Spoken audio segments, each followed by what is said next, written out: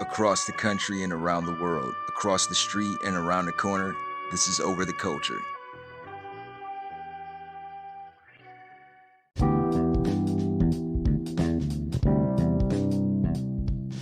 This is Over the Culture podcast, where you get to hear my spin on things I like music, sports entertainment, movies, TV shows, and your mom. You also get to hear about things I don't like sorry niggas.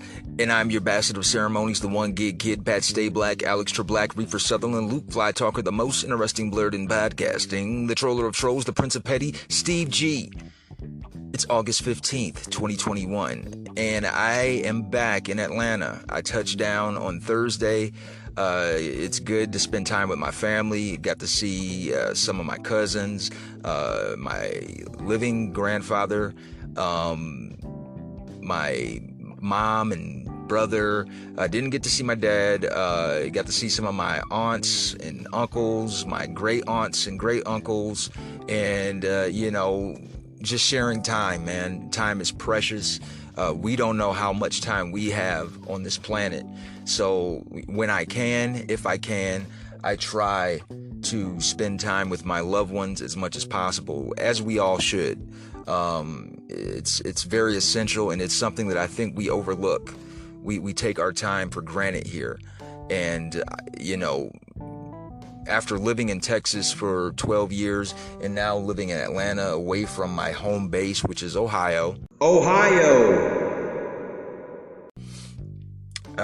I cherish those moments more, being so far removed from my family.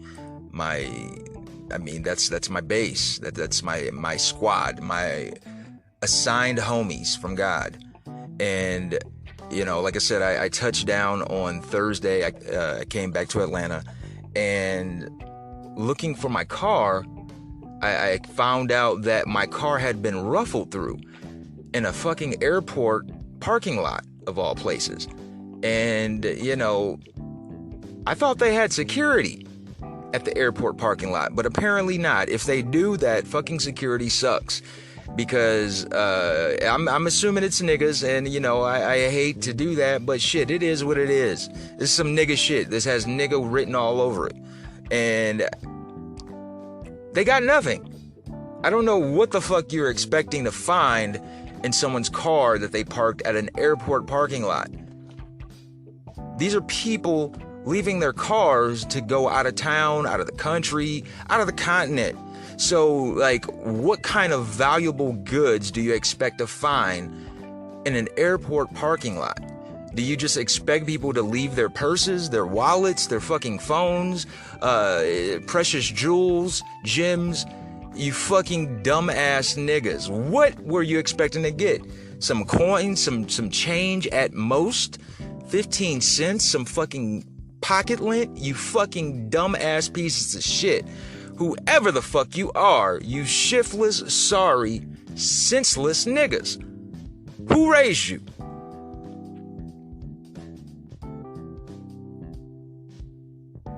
Huh? I just can't with you fucking niggas. Oh my God, niggas make me fucking piss blood. They make me that damn angry. Niggas make me want to throw hard objects at their faces. Yes. You fucking niggas. On Friday, Benny the Butcher coming nigga, is back. He came back on Friday with a new one called Pyrex Picasso. And god damn it, if you ain't listened to Benny the Butcher by now as much as I talk about the man, what the fuck are you doing with life?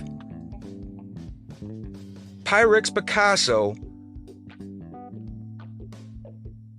It's only 19 minutes and 4 seconds, 7 songs, but goddamn. With features from El Camino, Conway the Machine, Rick Hyde,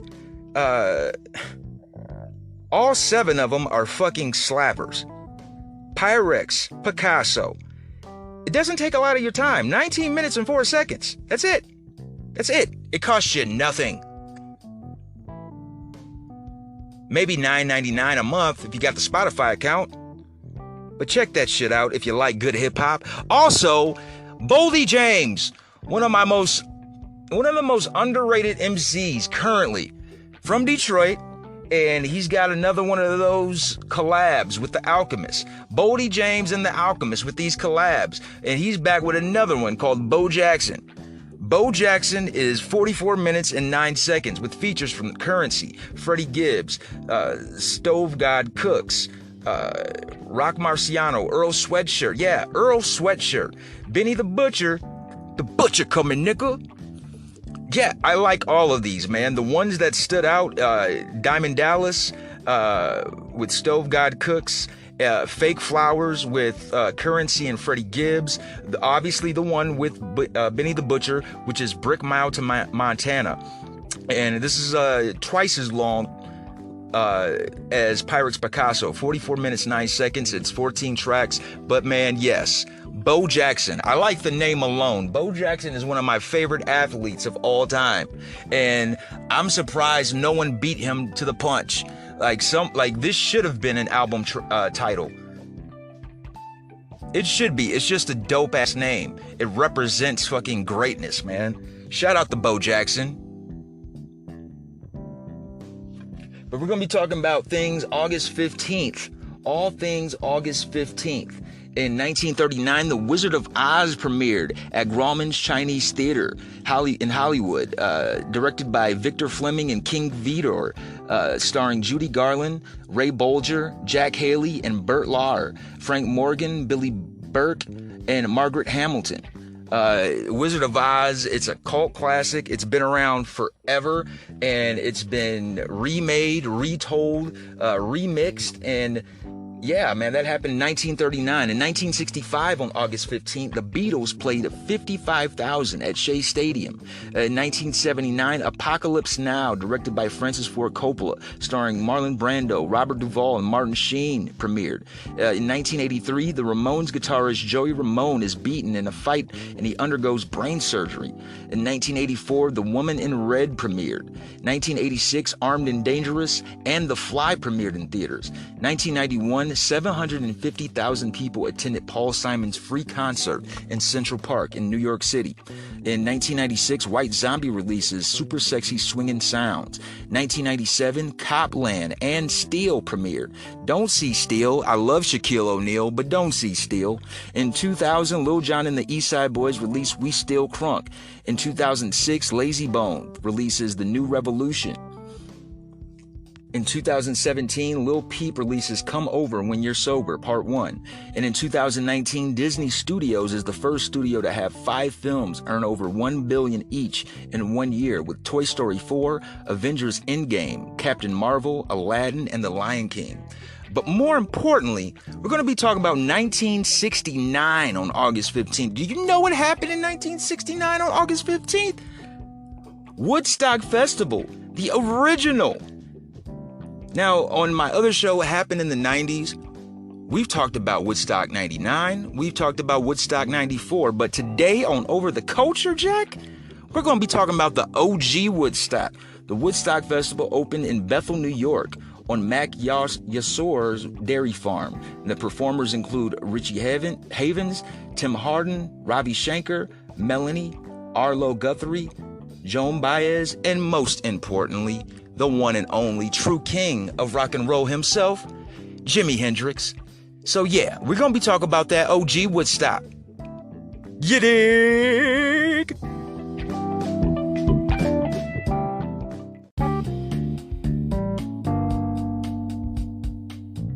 Today in sports history. In 1936, Carla de Vries, an American tourist at the swimming event of the Berlin Olympics, finds Adolf Hitler so friendly and gracious, she even shakes his hand and gives him a kiss. Fucking weirdo, both of you. In 1960, Milwaukee Brave Lou Burdett has a no-hitter against the Philadelphia Phillies, 1-0. In 1964, Mayor Daley declares Ernie Banks Day in Chicago. In 1989, in his second start since after cancer treatment, Giants' Dave Dravecky breaks his pitching arm while throwing to Tim Raines. Ouch. In 1990, Mark McGwire is the first to hit 30 home runs in each of his first 4 seasons. Asterisk. In 1993, Nolan Ryan has his 324th and final victory as the Rangers beat the Indians 4-1. In 1997, the LA Dodgers retired Tommy Lasorda's number 2. And in 2012, Seattle Mariners' Felix Hernandez becomes the 23rd pitcher to throw a perfect game, 1-0 versus Tampa Bay. And that was my half-assed sports report.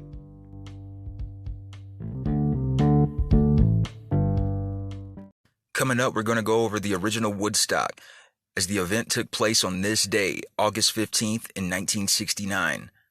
We'll be back after these messages.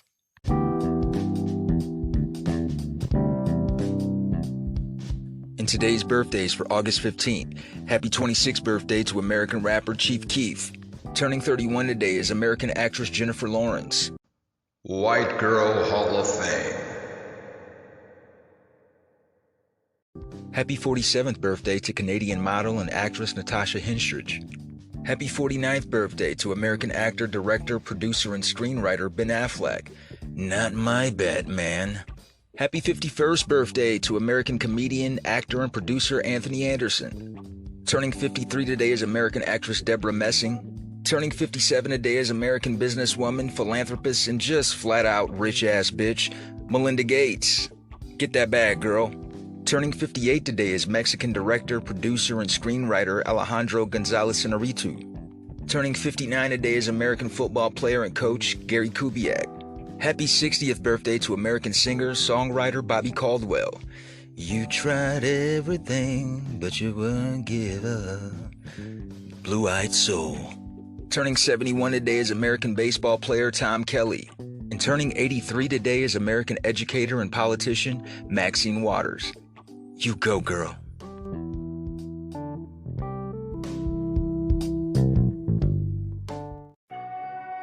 If you haven't heard about Anchor, it's the easiest way to make a podcast. Let me explain. It's free. You know what that means, right? You pay nothing. It's free 99. It's a free app that you put on your phone, and it lets you go from there. There's creation tools that allow you to record and edit your podcast right from your phone or your computer.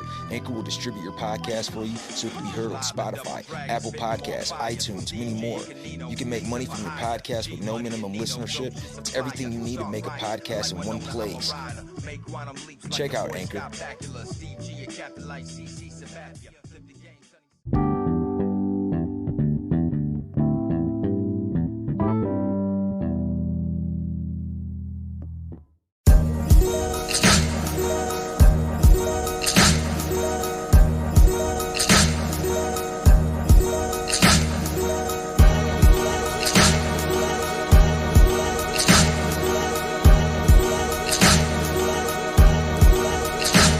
Now we're about to take you all to the land of the lost while you break back mountains like Jake Gyllenhaal. Jill jacking off me, she can get involved. Watch you little flea flickers just be itching on your balls. Y'all's ninjas, better recognize in the lakes I'm Jaws, got them all terrorized. Protagonized cause I'm anti-villainous. Some of these lames act so reptilian. Snakes on the grass so I stay on the sidewalk, making sure I don't get outlined in chalk. Yeah, in your mind, you a beast. In reality, I'm in the deep sea, preying on humanities. I'm on a conquest in this final fantasy. I'm going over their head just like a canopy beast on a track. Nothing more, nothing less, like Candyman 2. Farewell to the flesh.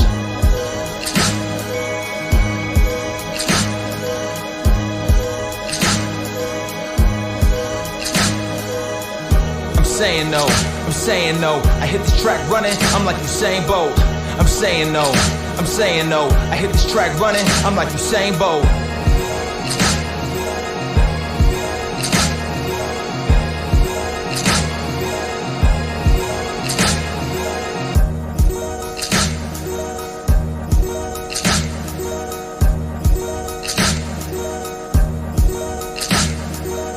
Aw shit, started a mosh pit cause the flow goes long as the neck of an ostrich. My camp's concentrated, no Auschwitz. Take a phony MC and we hold him for hostage. Too light to fight, you're too thin to win. I am Spider-Man, Peter Parker with the pen. Ready for the world like a lion out his den. Watch me eat him up alive, I'll be chewing through your skin. Circle around, pray before I'm going in. I'm a predator, my hit is like a shark fin. Bumping with the bass lines, how we get them. Pulsating in your face with the steady rhythm. Now they wanna talk smack like the frog dig 'em. They don't know I'm one of those 5 deadly venoms. I'm the bomb, I'm LeBron, I'll be hanging like Saddam. I'll be cool, staying calm and quiet before the storm. I'm saying no. I hit this track running, I'm like Usain Bolt. I'm saying no. I hit this track running, I'm like Usain Bolt. I'm saying no, I'm saying no. I hit this track running, I'm like Usain Bolt. I'm saying no, I'm saying no. I hit this track running, I'm like Usain Bolt.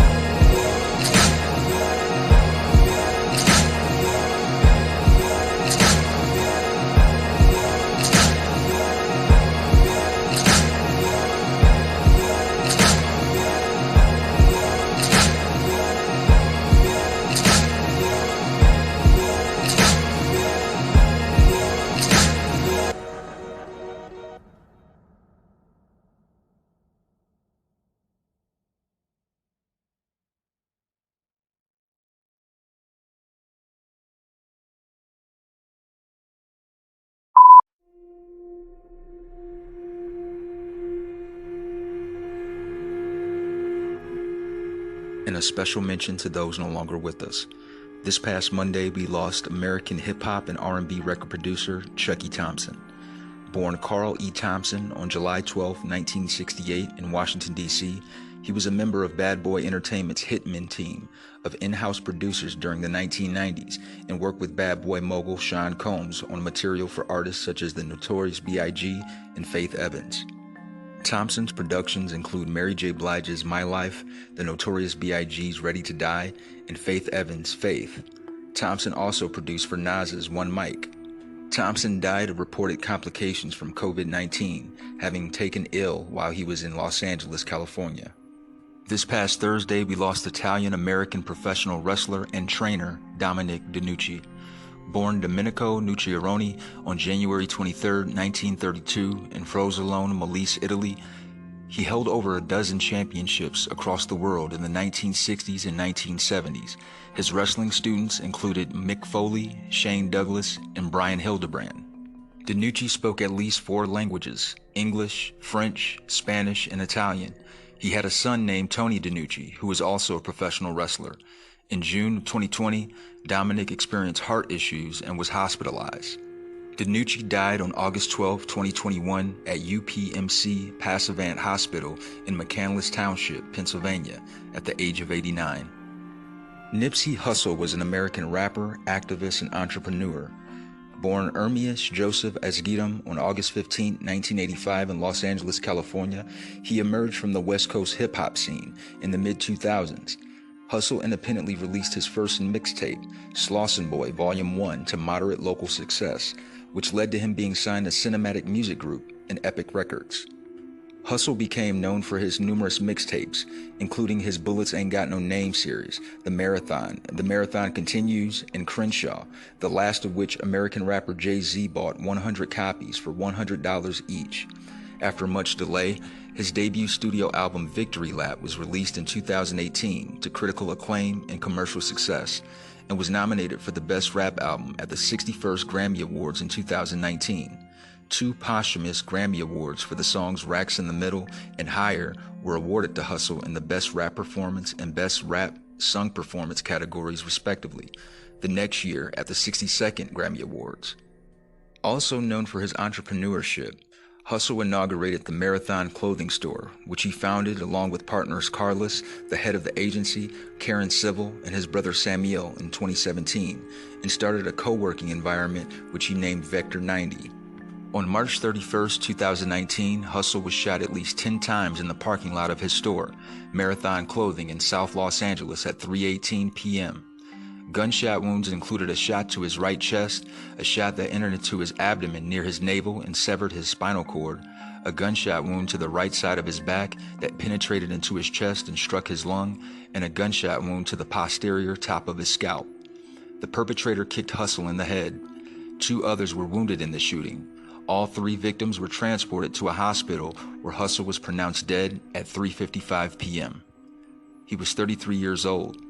Rapper GBO Gaston claimed to have killed Nipsey Hussle on an Instagram post before the suspected perpetrator was arrested. Police identified then 29-year-old Eric Ronald Holder Jr. as the suspect. Rest easy, y'all.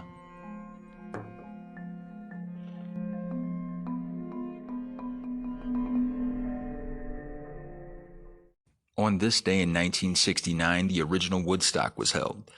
Woodstock was a music festival held on August 15th through the 18th on Max Yasgur's dairy farm in Bethel, New York, 40 miles southwest of the town of Woodstock.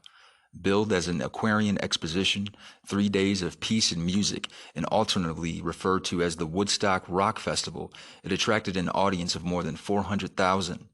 32 acts performed outdoors despite sporadic rain. The festival has become widely regarded as a pivotal moment in popular music history, as well as a defining event for the counterculture generation. The event's significance was reinforced by a 1970 documentary film, an accompanying soundtrack album, and a song written by Joni Mitchell that became a major hit for both Crosby, Stills, Nash and Young and Matthews Southern Comfort. Music events bearing the Woodstock name have been planned for anniversaries, including the 10th, 20th, 25th, 30th, 40th, and 50th. In 2004, Rolling Stone magazine listed it as number 19 of the 50 moments that changed the history of rock and roll. In 2017, the festival site became listed on the National Register of Historic Places.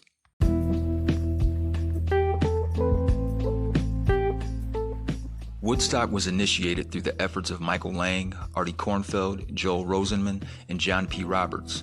Roberts and Rosenman financed the project. Lang had some experience as a promoter, having co-organized the Miami Pop Festival on the East Coast the prior year, where an estimated 25,000 people attended the two-day event. Early in 1969, Roberts and Rosenman were New York City entrepreneurs in the process of building Media Sound, a large audio recording studio complex in Manhattan. Lang and Kornfeld's lawyer, Miles Laurie, who had done legal work on the Media Sound project, suggested that they contact Roberts and Rosenman about financing a similar, but smaller, studio. Kornfeld and Lang hoped to build in Woodstock, New York. Unpersuaded by the studio in the woods proposal, Roberts and Rosenman counter-proposed a concert featuring the kind of artists known to frequent the Woodstock area, such as Bob Dylan and the band. Kornfeld and Lang agreed to the new plan, and Woodstock Ventures was formed in January 1969. The company offices were located in an oddly decorated floor of 47 West and 57th Street in Manhattan. Bert Cohen and his design group, Curtain Call Productions, oversaw the psychedelic transformation of the office. From the start, there were differences in approach among the four. Roberts was disciplined and knew what was needed for the venture to succeed, while the laid-back Lang saw Woodstock as a new, relaxed way of bringing entrepreneurs together. When Lang was unable to find a site for the concert, Roberts and Rosenman, growing increasingly concerned, took to the road and eventually came up with a venue. Similar differences about financial discipline made Roberts and Rosenman wonder whether to pull the plug or to continue pumping money into the project. In April 1969, Creedence Clearwater Revival became the first act to sign a contract for the event, agreeing to play for $10,000, the equivalent of $71,000 today. The promoters had experienced difficulty landing big-name groups prior to Creedence committing to play. Creedence drummer Doug Clifford later commented, "Once Creedence signed, everyone else jumped in line and all the other big acts came on." Given their 3 a.m. start time and omission from the Woodstock film, Creedence members have expressed bitterness over their experiences regarding the festival. Woodstock was conceived as a profit-making venture.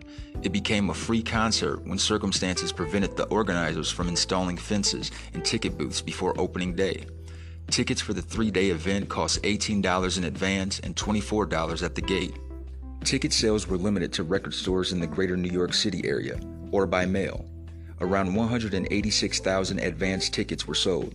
The organizers had originally anticipated approximately 50,000 festival goers would turn up. The influx of attendees to the rural concert site in Bethel created a massive traffic jam. The town of Bethel did not enforce its codes, fearing chaos as the crowd flowed to the site. Eventually, radio and television descriptions of the traffic jams discouraged people from setting off to the festival. Arlo Guthrie made an announcement that was included in the film, saying that the New York State Thruway was closed, although the director of the Woodstock Museum said that this closure never occurred. To add to the problems and difficulty in dealing with the large crowds, recent rains had caused muddy roads and fields. The facilities were not equipped to provide sanitation or first aid for the number of people attending. Hundreds of thousands found themselves in a struggle against bad weather, food shortages, and poor sanitation. On the morning of Sunday, August 17th, New York Governor Nelson Rockefeller called festival organizer John P. Roberts and told him that he was thinking of ordering 10,000 National Guard troops to the festival, but Roberts persuaded him not to. Sullivan County declared a state of emergency. During the festival, personnel from nearby Stewart Air Force Base helped ensure order and airlifted performers in and out of the concert site. Jimi Hendrix was the last to perform at the festival, and he took the stage at 8:30 Monday morning due to delays caused by the rain. The audience had peaked at an estimated 450,000 during the festival, but was reduced to about 30,000 by that point. Many of them merely waited to catch a glimpse of him, then left during his performance. Hendrix and his new band Gypsy Sun and Rainbows were introduced as The Experience, but he corrected this and added, "You could call us a band of gypsies." They performed a 2-hour set, including his psychedelic rendition of the national anthem. The song became part of the 60s zeitgeist, as it was captured in the Woodstock film. John Fogerty said of the event, "We were ready to rock out, and we waited, and finally it was our turn. There were 500,000 people asleep. These people were out. It was sort of like a painting of a Dante scene, just bodies from hell, all intertwined and asleep, covered with mud. And this is the moment I will never forget as long as I live. A quarter mile away in the darkness, on the other edge of this bowl, there was some guy flicking his bic, and in the night I hear, 'Don't worry about it, John, we're with you.' I played the rest of the show for that guy." The festival was remarkably peaceful, given the number of people and the conditions involved, although there were 2 recorded fatalities, one from insulin usage and another caused when a tractor ran over someone sleeping in a nearby hayfield. There's also 2 births recorded in the event, one in a car caught in traffic and another in a hospital after an airlift by helicopter. There were 4 miscarriages. Over the course of the 3 days, there were 742 drug overdoses. Max Yasgur owned the site of the event, and he spoke of how nearly 500,000 people spent the 3 days with music and peace on their minds. He stated, "If we join them, we can turn those adversities that are the problems of America today into a hope for a brighter and more peaceful future." Richie Havens, Sweetwater, Bert Summer, Tim Hardin, Robbie Shanker, Melanie, Arlo Guthrie, Joan Baez, Country Joe McDonald, Santana, John Sebastian, Keith Hartley Band, The Incredible String Band, Canned Heat, Mountain, Grateful Dead, Creedence Clearwater Revival, Janis Joplin, Sly and the Family Stone, The Who, Jefferson Airplane, Joe Cocker and the Grease Band, Country Joe and the Fish, 10 Years After, The Band, Johnny Winter, Blood, Sweat and Tears, Crosby, Stills and Nash, Paul Butterfield Blues Band, Sha Na Na, and Jimi Hendrix were just some of the performers. The Beatles were in talks with Woodstock Ventures to perform at the festival, but only under the condition as long as the Plastic Ono Band would be able to play. Their request was denied. However, 4 songs by the Beatles were played during the festival by such artists like Richie Havens, Joe Crocker, and Crosby, Stills, Nash & Young. The Doors were considered but canceled at the last moment. According to guitarist Robbie Krieger, they turned it down because they thought that it would be a second-class repeat of Monterey Pop Festival and later regretted that decision. Bob Dylan lived in the town of Woodstock, but was never in serious negotiation to appear. Instead, he signed in mid-July to play the Isle of Wight Festival of Music on August 31st. He intended to travel to England on Queen Elizabeth II on August 15th, the day that the Woodstock Festival started, but his son was injured by a cabin door and the family disembarked. Dylan and his wife Sarah flew to England the following week. The band accompanied him in his Isle of Wight appearance. Led Zeppelin were asked to perform. Their manager, Peter Grant, stated, "I said no because at Woodstock we'd have just been another band on the bill." The Rolling Stones were invited but declined because Mick Jagger was in Australia filming Ned Kelly, and Keith Richards' girlfriend, Anita Pallenberg, had just given birth to their son Marlon. Simon and Garfunkel declined the invitation as they were working on their new album. Frank Zappa was then with the Mothers of Invention. He said, "A lot of mud at Woodstock. We were invited to play there, we turned it down." In the years immediately following the festival, Woodstock co-producers John Roberts and Joel Roseman, along with Robert Pilpel, wrote Making Woodstock, a book about the goings-on behind the scenes during the production of the Woodstock Festival. Max Yasgur refused to rent out his farm for a 1970 revival of the festival, saying, "As far as I know, I'm going back to running a dairy farm." Yasgur died in 1973. In 1984, at the original festival site, landowners Louis Nicky and June Jellish put up a monument marker with plaques called Peace and Music by a local sculptor from nearby Bloomingburg, Wayne C. Soward. Attempts were made to prevent people from visiting the site. Its owner spread chicken manure, and during one anniversary, tractors and state police cars formed roadblocks. 20,000 people gathered at the site in 1989 during an impromptu 20th anniversary celebration. In 1997, a community group put up a welcoming sign for visitors. Unlike Bethel, the town of Woodstock made several efforts to capitalize on its connection. Bethel's stance eventually changed, and the town began to embrace the festival. Efforts were undertaken to forge a link between Bethel and Woodstock.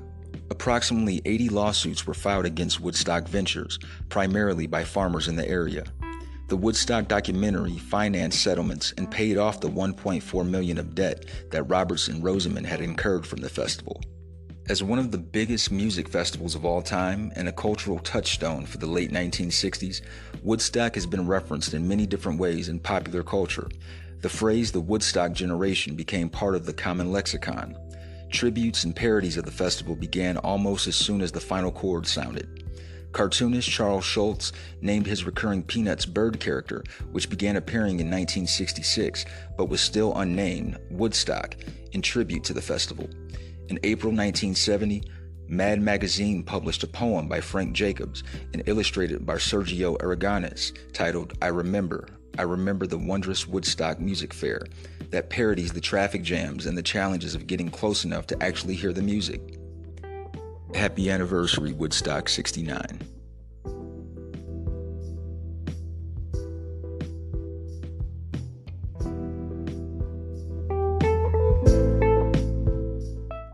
So that wraps up another edition of Over the Culture Podcast. Thanks for tuning in. And as always, please make sure to check out my other show, Happened in the 90s, every Thursday with my buddy Matt G. We just had an interview last night with our new friends, B3F Podcast, and that's going to be released this week, I believe on Wednesday. It's going to be available on Spotify, all of the podcast platforms, as well as YouTube. So there's going to be a video interview as well. And please make sure you check out our sister show, Crushgasm with Kendra, every Wednesday. Y'all be cool now. Peace.